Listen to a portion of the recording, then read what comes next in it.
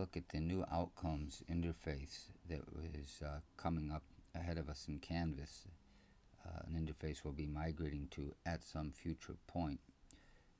I'm going to use my sandbox demonstrator. I'm in the beta instance. This is not available in the production instance, but only in the beta instance as a place to experiment with it. And you'll see as soon as I go into my sandbox, my outcomes, there's a different look to the outcome screen. There's a drop-down list here. Mastery calculations are now here on the right, and the actual calculation set is over here. You can see that.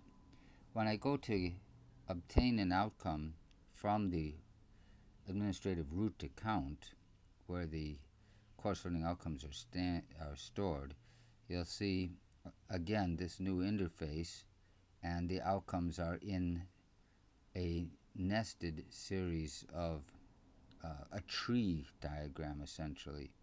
And so when I want to go find a particular, say, my statistics outcomes, you'll see they're here. Now you might note that at each level of the tree I do get to see all of the outcomes in that level, but it's going to be faster and more efficient if you drill down to the specific prefix for your course. And then in my case I'm looking for MS-150, that's way down here. Another change in this interface is that when I go to add, I don't have to do find again. I can just do add, add, and add. And I can add all three from here. Obviously I could add other outcomes if I wished. And then so to get back, I actually have to close this from the X. And now if I look at under manage, you'll see I have now under MS, it's brought that in too, it's brought in the three outcomes for that. I can still see them I can see them here in the tree when I drill down. You'll notice that these are not editable because they came in from the root level. There's not an editing capability in here because they are set at the root.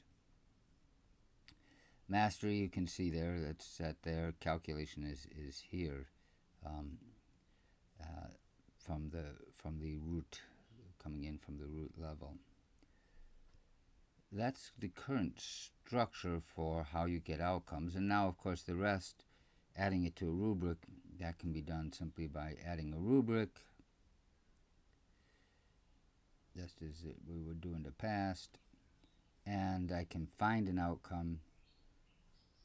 Here I am in the find outcomes. And this one looks much the same, just that there is now a folder here rather than the outcomes right away. But I can now simply add this to the, there's a button down here that I can use to add it to the rubric. I can import that into the rubric, get another outcome, outcome 2, and I can also, the import button's off the bottom of the screen, but there's an import button at the bottom that adds them to the rubric. Find one more, number 3. Again, the import button is just off the bottom of the screen, but there's an import button down there that I'm clicking on to bring these in. Toss it out. And now I've got a rubric with the outcomes that I can attach to assignments. Outcomes in a rubric. So with that done, I can create the rubric. I don't have to have all 3 in one rubric, but I did that here. When I go, I can now make an assignment here. I'll do a new assignment. Call it my new assignment. Give it a description here. Down here, of course, I can do the usual settings on submission type and when it's going to be due, whenever that might be. Set that up. And I go ahead and save it. I attach the rubric after I save the assignment. The rubric gets attached here. I'll go ahead and tell it to find the rubric. I've got my sandbox here with my one single rubric in it. I'll say use this rubric. And you don't have to have the rubric grading your assignment, but I'm going to use this rubric for assignment grading. You don't have to, but I usually do.